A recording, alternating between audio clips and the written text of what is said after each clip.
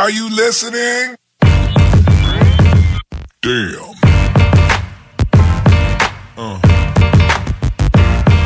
Yeah. Kamusta na? How's Dubai? Dumayo ng Cebu para magmangina sa... What's up mga chong? So today, samahan nyo ako ngayon bumiyahe para magtanggal ng stress, mag-relax, at tikman ang alat ng dagat sa Bantayan Island. Biyahe muna tayo. Let's go back. Ang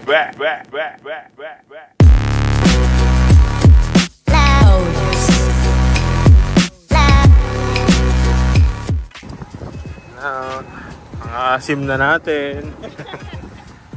Di pa rin tapos ang biyahe. Akala ko na sudya pa na tayo. Grabe yung biyahe natin eh. Nagama ko dyan sa Pilipinas. Pinabati kita na happy birthday.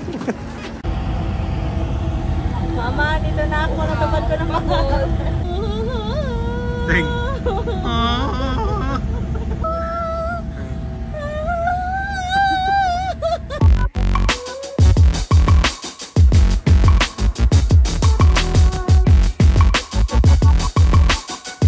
After ng pagkahaba-habang biyahe ay nakarating din kami sa wakas sa Bantayan Island at sumakay na nga kami agad ng tricycle papunta sa resort kung saan kami nag-book.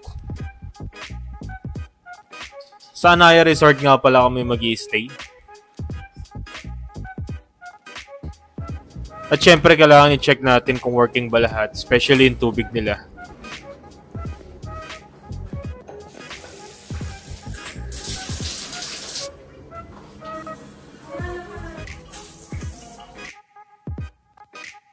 Dito na lang din kami sa resort nag-dinner.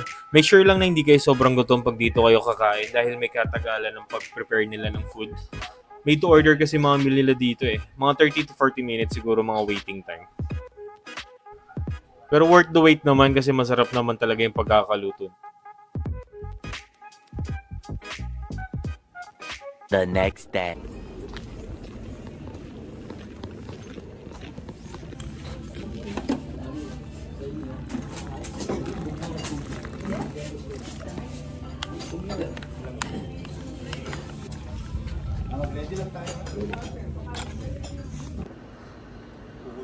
Goods na goods ang morning. Buy one get one, no? North Face. What's up, pre? What's up? Tangina, agang bisyo yan, pre.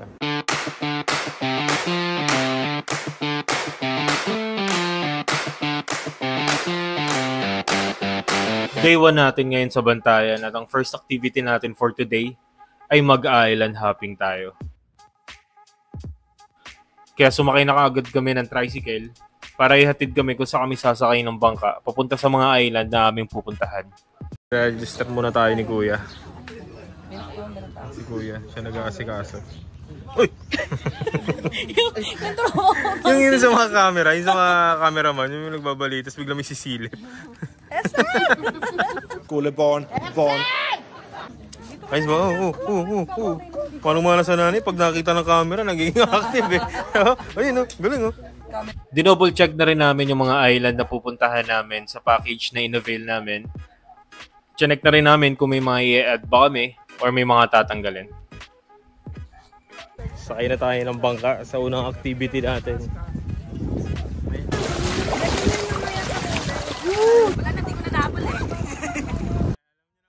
So ito na yung bangka na sasakyan namin. So let's go! Init, di pa nagsisimula, sunog na.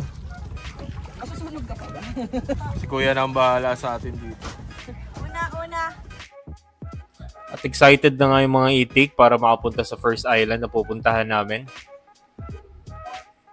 First island na pupuntahan namin ang Baykad, Balibid. Yun eh, jump!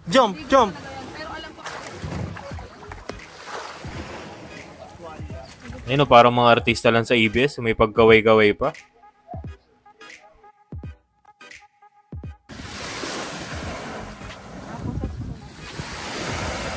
May kamahalan nga lang mga entrance dito pero masasabi ko lang sobrang worth it niya sa price niya kasi napakaganda talaga ng lugar na to.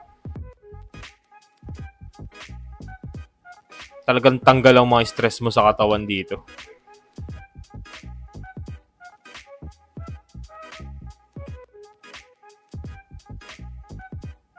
Maganda dito. POV muna, lilibot ko kayo.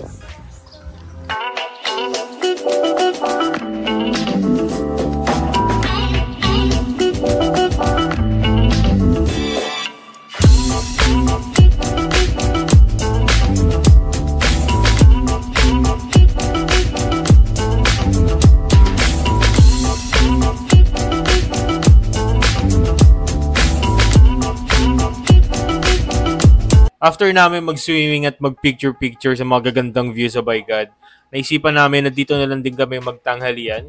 At ang in-order nga namin ay seafood platter na worth 2,500 pesos. Isa lang ang masasabi ko, sulit na sulit siya para sa 2,500. Parang sobra pa nga ito eh. Sobrang sarap niya.